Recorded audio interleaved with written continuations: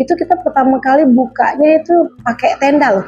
Belum belum sewa tempat kayak gini, belum ada ruko. Jadi masih di kayak tempat kecil-kecilan kayak gitulah. Awalnya karena kan kita pakai ini ya, pakai tenda ya. Nah, jadi makanya modal awalnya sih nggak terlalu tinggi-tinggi amat lah. Itu sudah termasuk semua fasilitas lah, kayak kursi segala macam, kayak kompor segala macam, pancinya ya sekitar gitulah sih Mas, kurang lebih.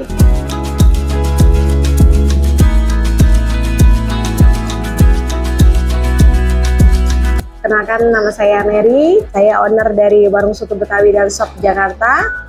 Saya beralamat jualannya berdomisili di Sukansaril. Kalau soto Betawi ini mulai awalnya sih masuk 2017 ya, awal merintisnya. Tapi kalau misalnya mau bener-bener awal banget sih 2016 mulai berjalan. Kalau inspirasi kayaknya nggak ada ya, cuman memang dari suami yang ngasih ide untuk ngasih nama Warung Soto Betawi dan Shop Jakarta 9. Memang karena dari jiwa suami kayaknya udah ada planning nih, kalau misalnya mau buka usaha pengennya namanya ini deh. Soalnya kan memang kalau soto ini kan memang awal bukanya memang dari sepupu, kalau nggak salah sepupu dari suami yang udah buka duluan, jadi dia punya inspirasi lah. Namanya kayaknya cocoknya Warung Soto Betawi 9 3 kali deh katanya. Padahal kayaknya di mana-mana nih kayaknya banyak ya. Cuman ada ciri khas masing-masing sih, karena memang kita nggak ada cabang gitu aja sih. Ya sebenarnya intinya pastinya pengen punya penghasilan sendiri. Nggak usah minta sama suami yang pasti ya, itu yang pertama ya. Terus kan rasanya kayaknya lihat orang punya usaha kecil-kecilan tuh enak ya kayak gitu ya. Tapi lama-lama kayaknya dijalanin kayaknya keterusan. Itu sih kalau menurut aku ya. Soalnya nggak terlalu yang neko-neko sih, kayaknya lihat orang-orang tuh pengennya maju langsung gimana. Tapi kalau aku sih pengen paling ya dari bawah sampai akhirnya kalau misalnya maju ya dikenal orang, puji Tuhan. Kalau modal awal tuh kalau nggak salah suami ngasih taunya sekitar hampir 5-10-an kalau nggak salah ya. Itu kita pertama kali bukanya itu pakai tenda loh. Belum sewa tempat kayak gini, belum ada ruko. Jadi masih di kayak tempat kecil-kecilan kayak gitulah. Awalnya karena kan kita pakai ini ya, pakai tenda ya. Nah, jadi makanya modal awalnya sih nggak terlalu tinggi-tinggi amat lah. Itu sudah termasuk semua fasilitas lah, kayak kursi segala macam, kayak kompor segala macam, pancinya ya sekitar gitulah sih Mas, kurang lebih. Pertama kali awal, aduh malu sebenarnya. Cuman ya setidaknya kan memang perlu orang tahu ya. Kalau dulu itu pemasukan pertama bersih-bersihnya itu paling kurang lebih sekitar 200-300 tahun 2017 ya. Tapi ya merintisnya sekarang berjalan hampir masuk 8, ya puji Tuhan sih ya. Bisa hampir sehari itu bisa, kalau misalnya bersih-bersih bisa 1 juta lebih. Jadi ya berguyur lah, namanya kita usaha pasti ada naik turunnya. Jadi kita jalanin aja prosesnya, ya tetap bersyukur aja sih Mas. Kalau dari awal memang saya ada pakai sih karyawan, cuman nggak begitu banyak sih, paling cuman 1-2 orang sih. Tapi kalau untuk sekarang ya dulu malah sempat sampai 5 karena ekonomi naik turun semenjak corona juga, jadi agak dipres sih ini untuk pegawainya sih Mas. Kalau menunya sih paling the best sih biasanya soto Betawi yang daging, itu yang best seller, yang biasa dicari orang. Kalau misalnya sampai daging itu habis, biasanya kurang nih pasti pemasukan, pasti itu. Terus kalau misalnya selain soto Betawi, sekarang kan menunya ada yang ini, soto kuning Bogor. Nah, terus ditambah lagi sekarang ada menu baru lagi juga, soto Lamongan. Nah, sama yang menu-menu lain sih banyak sih, kayak sate, ayam geprek, ayam bakar, lele, sayur-sayuran kayak kangkung, tauge, banyak sih Mas. Nanti bisa dilihat sih di ininya menunya. Kalau untuk menu resep sendiri ya aku sih memang hobi masak sebenarnya, memang ya dari dulu sebelum berkeluarga. Jadi kalau untuk resep ini memang kemarin awal merintisnya dari keluarga sih yang ngasih tahu, buat soto nih Betawi nih ciri khasnya ini nih, pakai bumbunya, rempah-rempahnya ini nih. Jadi ya dari situ kita rancang sendiri lagi, kita kasih lagi biar bumbu tuh bisa disukain orang, ya pasti kan kita yang terbaik lah kasih untuk konsumen biar selalu diingat sama mereka. Kalau aku sih di jualan nih kayaknya semua orang bisa ya, menikmatinya ya, karena memang harganya masih standar. Kalau kayak di soto ayam kan rata yang orang biasanya di yang terkenal kan bisa sampai 40-an, kalau aku masih standar sih 25. Kalau yang di daging juga masih standar juga di 30. Jadi kayaknya yang kalangan biasa sih masih bisa nikmatin ya Mas ya. Untuk membedakan apa ya, kalau aku sih kadang banyak pelanggan sering aku tanya rasa sih paling ya. Kalau dia bilang kayak aku nih yang namanya belum terlalu terkenal di Palembang ini ya, kalau dibanding sama Bang Rio itu kayaknya beda-beda tipis sih kalau misalnya pelanggannya bilang. Jadi kadang ya agak sedikit seneng juga sih, oh berarti beda-beda tipis ya sama yang udah terkenal gitu aja sih Mas.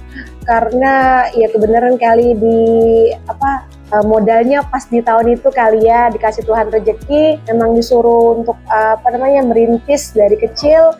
Ya mana tahu nanti kan sampai sekarang nanti bisa apa dikenal orang dan bisa lebih maju lagi. Itu aja sih Mas, kalau aku nggak apa namanya nggak mikirnya yang aneh-aneh sih, soalnya yang namanya kita dikasih jalan sama Tuhan ya kita jalanin aja sih gitu aja.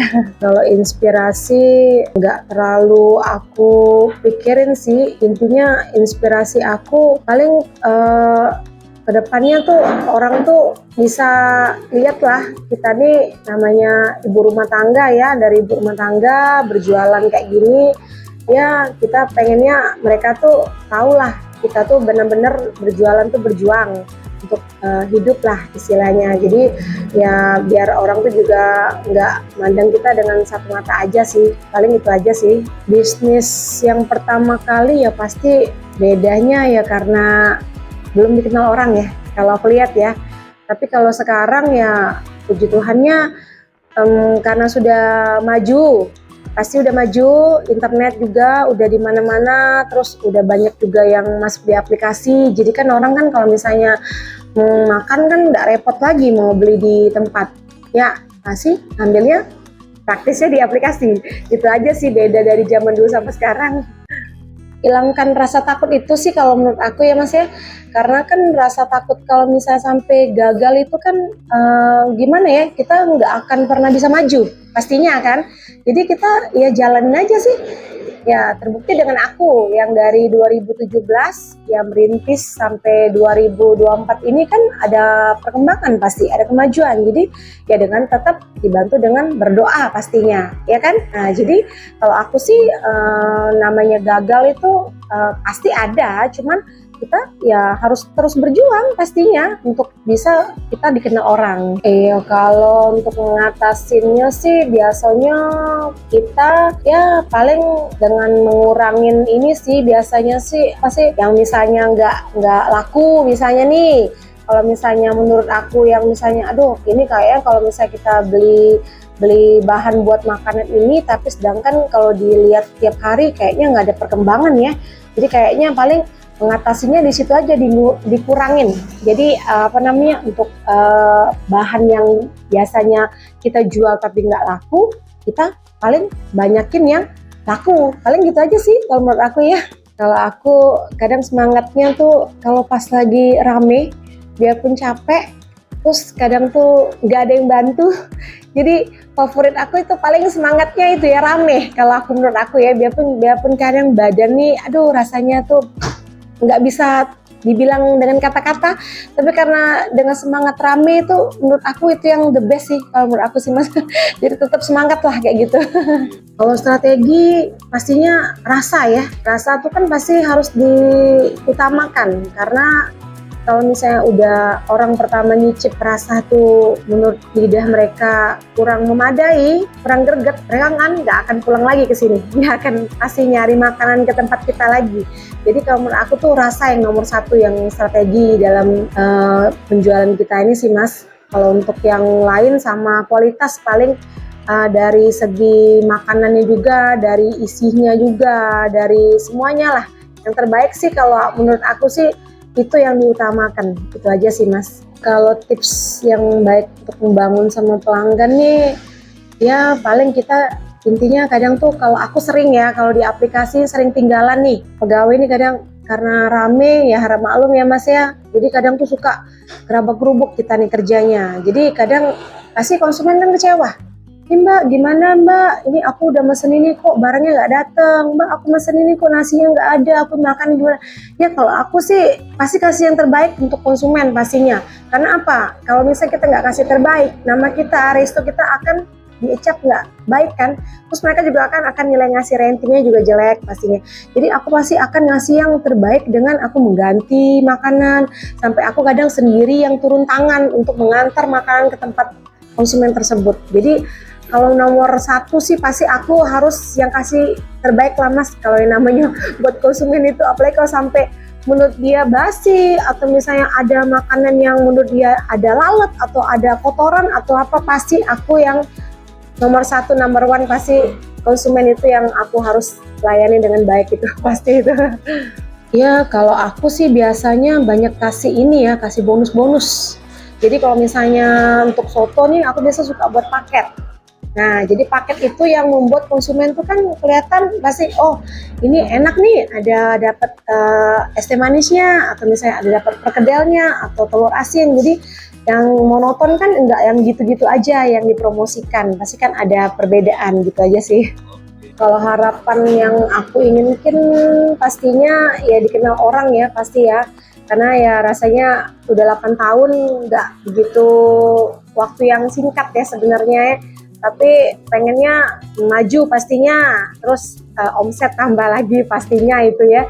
Terus apa ya, berharap pelanggan yang sudah biasa suka makan di tempat kita kalau bisa lebih tambah banyak lagi sih, gitu aja sih ke depannya. Nggak bisa kasih nasihat karena aku juga orang awam ya, yang baru merintis juga, yang belum terkenal amat ya. Palingnya buat semua yang baru berjalan mau buka usaha, intinya jangan takut untuk gagal. Jangan karena lihat oh hari ini cuma masuk segini nih, oh nanti kita kayaknya bisa nggak ya putar modal lagi. Jangan, karena aku juga ngalamin gitu kan. Kenapa aku juga bisa bertahan sampai 8 tahun ya, karena aku pasti ada naik turunnya. Jadi ya hanya itu aja sih saran dari aku, istilahnya jangan sampai kita nyerah. Istilahnya harus berjuang terus, jangan sampai kita gagal cuman gara-gara kita nggak dilihat orang, gitu aja sih. Hai guys, saya Mary, owner dari Soto Betawi dan Sop Jakarta Triple 9. Jangan lupa ya guys, kalau misalnya lagi pengen makan nih, mau nyari makan siang atau misalnya mau bungkus buat keluarga, mulai nih datang ke warung Soto Betawi kita yang beralamat di Jalan Stansaril nomor 846 samping Alfamart ya. Kalau misalnya pengen lihat-lihat di story kita, lihat di Instagram kita ya. Ditunggu ya guys. Thanks.